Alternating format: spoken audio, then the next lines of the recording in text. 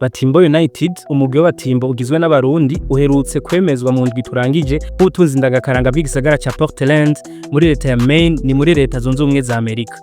Mu birori vyari birongowe na Umugwi umukuru w'ico gisagara, uwo mugwi wararonkejwe certificat ibemerera ko ingoma z'u Burundi zigiye mu bintu ndangakaranga by'ico gisagara. Uwo mutegetsi yarashimiye abagize uwo mugwi ku ruhara bagize mu guteza imbere ico gisagara. Ivyo biruko mu gihe ingoma z'u Burundi kuva mu 2014 ziri mu rutonde mpuzamakungu rwa UNESCO rw'ubutunzi ndangakaranga. Muri make none ivy'ingoma z'u Burundi vyifashe gute? Ijambo ingoma mu Burundi rifise insobanuro zibiri. Ubwa mbere iryo jambo risobanura mu Kirundi igikoresho kivuzwa maze gatanga umudiho ushobora gutambika. Musiguru gira kabiri Kirundi ijambo ingoma risobanura ubwami canke ubutegetsi. Kukaba nkako ingoma kuva na kera yamnyuranishwa n'ubuzima bw'umwami. Kubw'ivyo gushika ubu yifashishwa mu birori n'imigirwa vy'igihugu.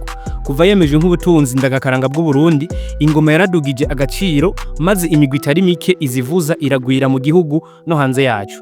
Imigwi ikomeye y'Abatimbo mu Burundi tuyisanga mu Gishora, Igitega, ahasanzwe hari n'ikirimba c'ingoma, Ihigiro, Ibukirasazi, Imakebuko, Ibanga ndetse no mu gisagara ca Bujumbura mu migwi yo mu Buyenzi, Kamenge no mu migwi ya Magaba.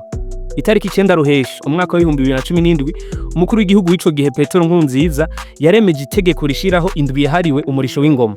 Buri mwaka haba mu Burundi canke muri diaspora isabukuru yahariwe ingoma yamitunganywa.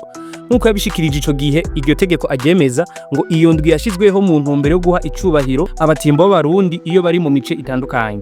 Irindi tegeko riha iteka ingoma y'u Burundi ryahavuye riterwa ku mukono kwa 20 Gitugutu umwaka wa 2017. Iryo tegeko rimenyesha ko ibirori byose atari ivy'igihugu bikenera ingoma haba mu gihugu no hanze yacu bitegerezwa kubanza gusabirwa uruhusha mu bushikiranganje bw'imico n'akaranga. Ivyo navyo kenshi ni nk'ibirori vy'imanza z'ubugeni, gukwa canke n'ibindi byose bishobora guhuza abantu. Muri ico gihe nyine gutunganya urubanza ategerezwa kubanza kuriha amafaranga y'amarundi agera ku 500 aja mu kigega ca Reta.